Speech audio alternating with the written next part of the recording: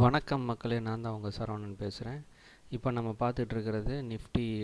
என்னுடைய ட்ரேடிங் பிளாட்ஃபார்மில் நிஃப்டி பார்த்துட்ருக்கோம்.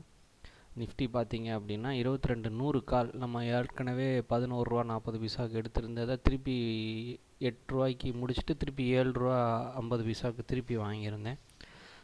திருப்பி இன்றைக்கி என்ன பண்ணியிருக்கேன்னா 4 ரூபா 95 பைசாவுக்கு அதை விற்றுட்டு திருப்பி மறுபடியும் 22 கால் 4 ரூபா 60 பைசாவுக்கு வாங்கிட்டேன்.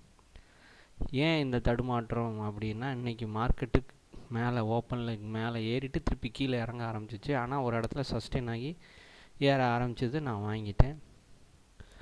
ஸோ நிஃப்டியை பொறுத்த வரைக்கும் இது இன்னும் பையிங்கில் தான் இருக்குது.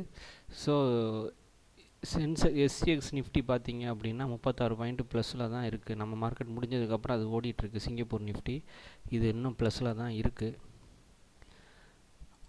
க்ரூட் ஆயிலை பொறுத்த வரைக்கும் பார்த்தீங்க அப்படின்னா கரெக்டாக அந்த 6165 பிரேக் அவுட் பண்ணலை, டச் பண்ணிவிட்டு திருப்பி கீழே விழுந்துக்கிட்டு இருக்கு. இப்போ ஒரு சேனல் பேட்டர்னுக்கு ஃபார்ம் ஆகிற மாதிரி தெரியுது. ஏன்னா 3 லைனு கிட்டத்தட்ட ஒரே ரேஞ்சில் வருது.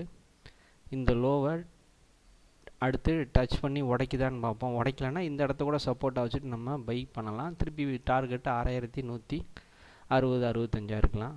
ஸோ வெயிட் பண்ணி பார்ப்போம் என்ன நடக்குது அப்படின்னு. க்ரூட் ஆயிலில் இப்போ பையிங் எடுக்க முடியாது. இப்போ செல்லிங் போனாலும் பக்கத்தில் தான் டார்கெட் இருக்குது, அதனால் அது வேஸ்ட்டு. ஸோ இன்றைக்கி இதுதான். நான் செபி ரிஜிஸ்டர் டெக்னிக்கல் அனாலிசிஸ்ட்டு கிடையாது.